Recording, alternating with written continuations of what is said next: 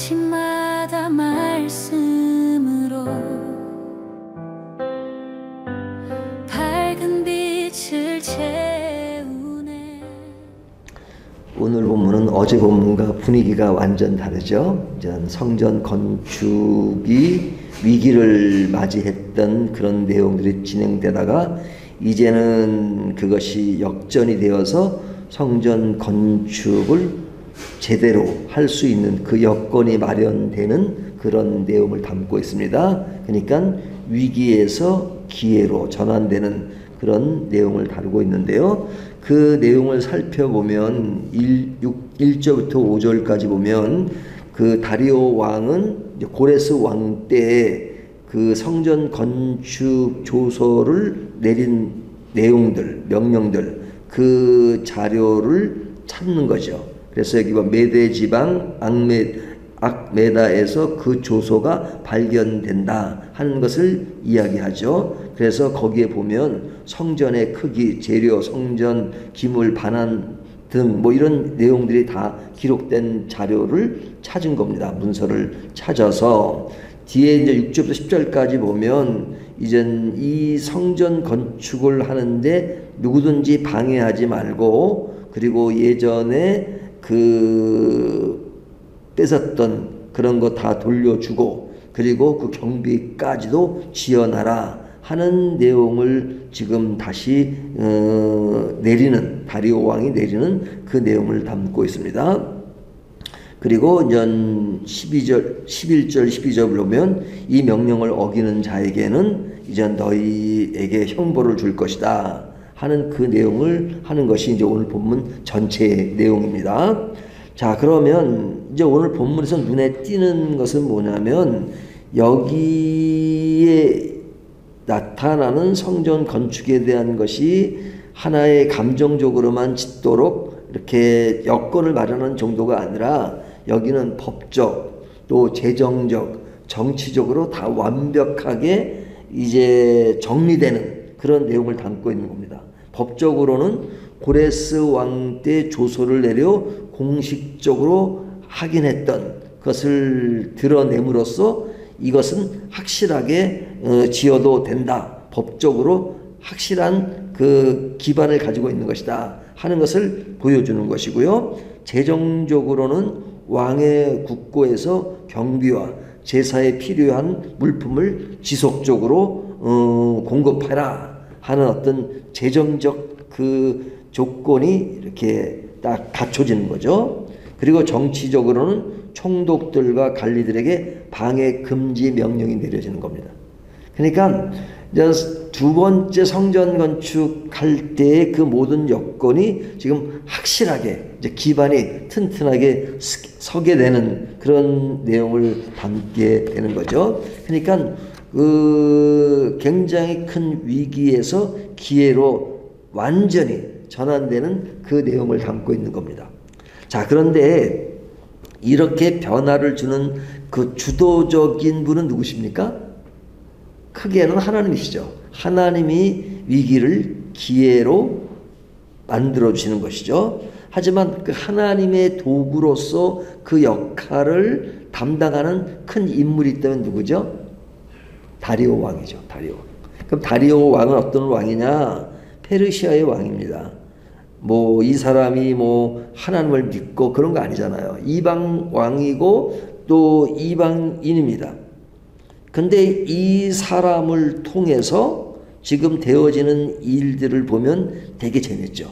처음에는 성전 건축을 하지 못하도록 이렇게 편지를 보낸 그 내용에 대해서 그들을 동조했다가 다시 이게 역전이 되어서 이제는 완전히 성전 건축을 하도록 도와주는 그런 일을 하게 되잖아요. 그 일도 뭐 그냥 가볍게 지원하는 정도가 아니라 완전 지원하게 되는.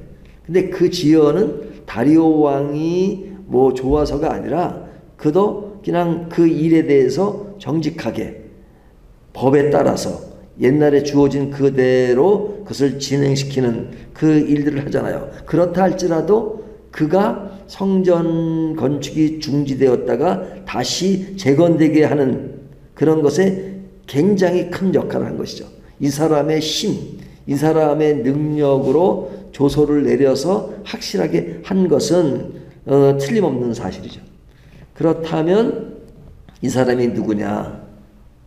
하나님을 믿지 않는 사람임에도 불구하고 하나님을 믿는 사람들이 그 일을 원만하게 할 수 있는 하나의 그런 배경이 되고 하나의 여건이 되잖아요. 그러니까 하나님의 일을 하는데 하나님을 믿지 않는 사람에 의해서 큰 힘이 된다 하는 그 이야기가 되잖아요. 이런 이야기들은 좀 실감나지 않고 그렇게 말하고 싶지 않을 수도 있죠. 하지만 우리가 살아가는 삶의 현장에서는 항상 하나님을 믿는 사람들끼리 모든 일을 자급자족해서 하는 건 아니잖아요. 우리가 삶의 형태에서 항상 믿지 않는 사람과 어우러져서 살고 있는데 그들과 함께 상부상조하고 도우면서 살아가잖아요. 또 그들의 어떤 도움으로 또 하나님의 일이 또 이렇게 완료되는 그런 있잖아요. 예를 들면 뭐 오늘날 교회 건축할 때 보면 그 교회 건축하는 뭐 건축사나 또 뭐 설계사나 거기 일하는 인부들이나 이런 사람들이 다 크리스찬인가요? 크리스찬이 아니더라도 그렇게 지어지고 있잖아요. 자, 그렇다면 오늘 본문이 주는 메시지가 뭐냐? 몇 가지를 말씀드리면요. 하나님의 뜻은 반드시 이루어집니다. 반드시 이루어집니다. 하나님의 뜻은 이루어집니다. 인간의 방해가 있었지만 또 어려운 상황이 있었지만 하나님의 계획은 중단되지 않습니다. 하나님의 계획은 분명히 이루어집니다. 언제 이루어질지 모르지만 반드시 이루어진다 하는 것이죠. 두 번째는 하나님은 모든 권세 위에 계십니다. 하나님은 모든 권세. 그러니까 하나님의 authority라고 하는 것은 믿는 우리들에게만 해당되는 것이 아니라 이 세상에 있는 모든 삼라만상에 있는 모든 것에 하나님의 권세는 분명하죠. 세상의 권력조차 하나님의 도구가 될 수밖에 없습니다. 그렇기 때문에 우리가 세상과 이렇게 부딪히면 굉장히 두려울 때도 있고 그 힘에 눌릴 때가 있잖아요. 하지만 이런 일을 통해서 두려워하지 말고 하나님의 주권을 신뢰해야 된다 하는 메시지를 분명히 주는 것이죠. 세상의 힘이 아무리 강해도 하나님의 힘보다 강할 수는 없잖아요.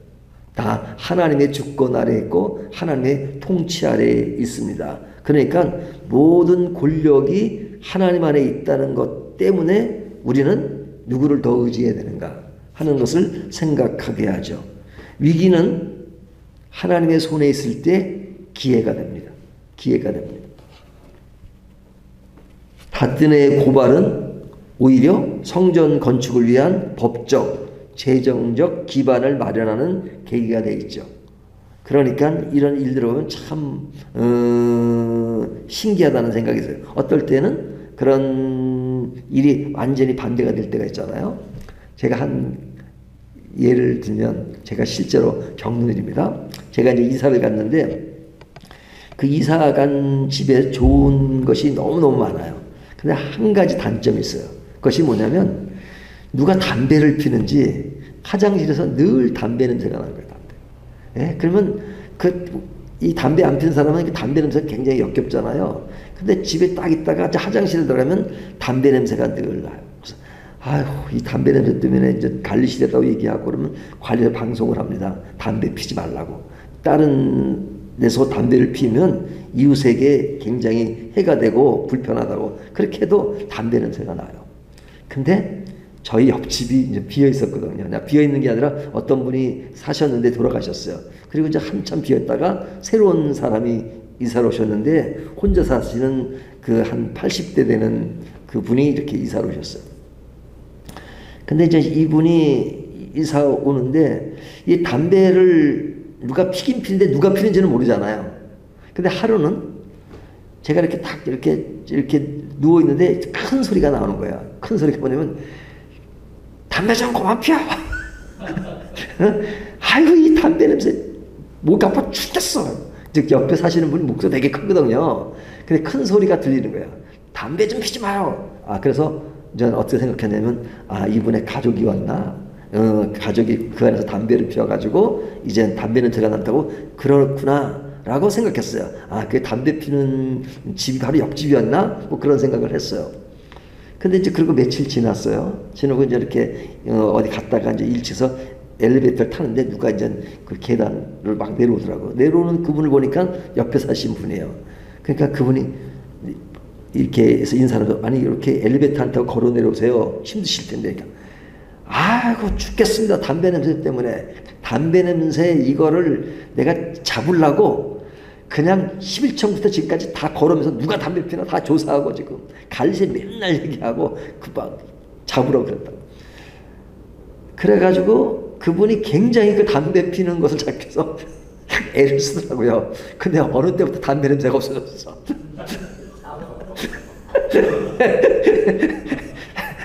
근데 제가 그걸 보면서 뭘 느꼈냐. 저는 그 옆집에서 담배 피는 줄 알았거든요. 그분이 큰 소리를 하니까 담배 좀 피지 마 그러니까. 근데 그분이 담배를 피는 원인자가 아니라 담배 냄새가 안 나게 하는 장본인이 된 거죠. 그러니까 그 사람이 피해를 주는 사람으로 생각했는데 도리어 피해를 막아주는 사람이 된 거죠. 그러니까 세상을 살다 보면 이런 일이 많잖아요. 지금 오늘 본문 사건이 그겁니다. 그런 이스라엘 백성들이 성전 건축을 방해하는 그 일이 기회로 됐는데 그 기회를 준 사람이 누구냐면 다리오 왕이거든요. 다리오 왕이 그런 성전 중단하는 그 말에 중단하라고 했던 사람인데 도리어 지금은 완전히 그런 성전 건축하는데 재정적 지원까지 다 줄 수 있는 법적인 재정적인 그런 것을 완성하는 그 일을 보면서 이 일을 누가 하신 거예요? 하나님이 하신 거죠. 하나님이 하신데 어떤 손을 통해서? 이방인의 손을 통해서 이야기했습니다. 이방인의 손을 통해서 담배 냄새가 났던 것을 담배 냄새가 나지 않도록 하시는 거예요. 그는 참 그런 거 보면 세상에 그런 일이 많잖아요. 오늘 본문 말씀을 통해서 하나님은 위기를 기회로 바꾸시는데 그 바꾸시는 과정을 보면 되게 재밌잖아요.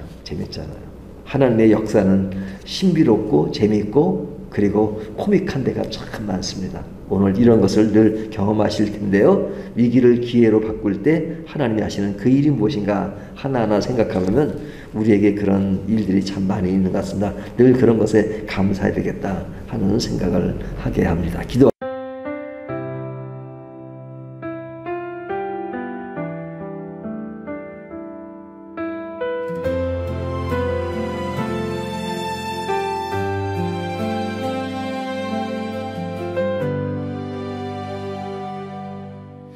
아침마다 말씀으로